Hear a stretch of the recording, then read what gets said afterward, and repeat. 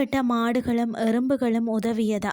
நம்ப முடியாத பண்டைய தொழில்நுட்பத்தை பற்றி பார்க்கலாமா வாங்க. தண்ணீர் பற்றாக்குறை தலை தூக்கியுள்ள இன்றைய காலத்தில் நகரங்களில் கிணறுகளை காண்பதே அரிதாகி விட்டது. கிராமங்களில் கூட பல கிணறுகள் மூடப்பட்டு விட்டன. முன்பிருந்த கிணறுகளில் பாதி அளவு கூட இப்போது இல்லை என்று சொல்லலாம்.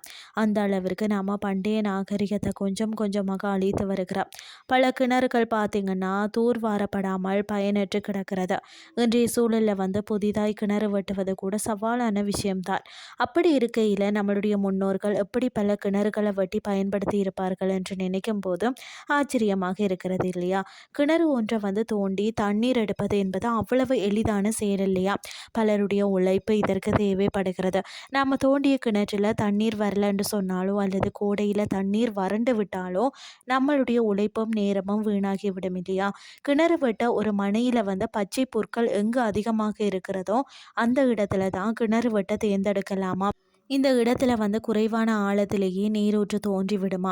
இருப்பினும் அது நல்ல நீரூற்றா என்பதை அறிந்து கொள்ள நவதானியங்கள் உதவுகிறதா? நவதானியங்களை நன்றாக அரைத்து கிணறு வெட்ட வேண்டிய இடத்துல இரவு தூவி விட்டுருவாங்களாம். அடுத்த நாள் காலையில் பார்த்தால் எறும்புகள் அனைத்தும் ஒன்றிணைந்து இந்த நவதானியங்களை ஒரு குறிப்பிட்ட இடத்துல சேர்த்து வைக்கும். ஊற்று கவனித்தால் இதற்கான தடயங்கள் தெரியுமா? இந்த இடத்துல கிணறு வெட்டினால் நன்னீர் கிடைக்குமா? நன்னீர் கிடைத்து விட்டது என்று அதோடு இருந்து விடக்கூடாது. கோடையில் வற்றாத நீரூற்று கிடைக்குமா என்பதையும் சரி பார்த்து கொள்ளணுமா? இதற்கு விவசாயிகளின் உற்ற நண்பனான மாடுகள் உதவுகிறதா? கிணறு வெட்ட இருக்கக்கூடிய இடத்தினை நாற்புறமும் அடைத்துட்டு நன்றாக பால் கறக்கும் பசுமாடுகளை நிலத்திற்குள்ள தொடர்ந்து 5 நாட்களுக்கு மேய விடணுமாம்.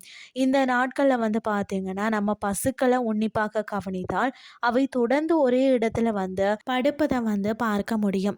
இந்த இடத்துல கிணறு வெட்டினால் என்றுமே வற்றாத நீரூற்று கிடைக்குமா? நம்மளுடைய முன்னோர்களின் அறிவு திறனையும் அதனை பயன்படுத்தும் விதத்தையும் பார்க்கையில் உண்மையில் மெய் சிலிக்கிறது. கிணறு மட்டுமல்லாமல் அன்றைய காலங்களில் அவர்கள் பயன்படுத்திய ஒவ்வொரு தொழில்நுட்பமும் நிச்சயமாக நம்மளை ஆச்சரியத்தில் உரைய வைக்கும் என்றே சொல்லலாம். இன்றைய கிறிஸ்டி உங்களுக்கும் பிரயோசனமாக அமைஞ்சிருக்கும்னு சொல்லி நான் நம்புகிறேன். இதே மாதிரி மற்றொரு கிறிஸ்டியன் வேலைக்கு உங்களை சந்திக்கிறேன். நன்றி.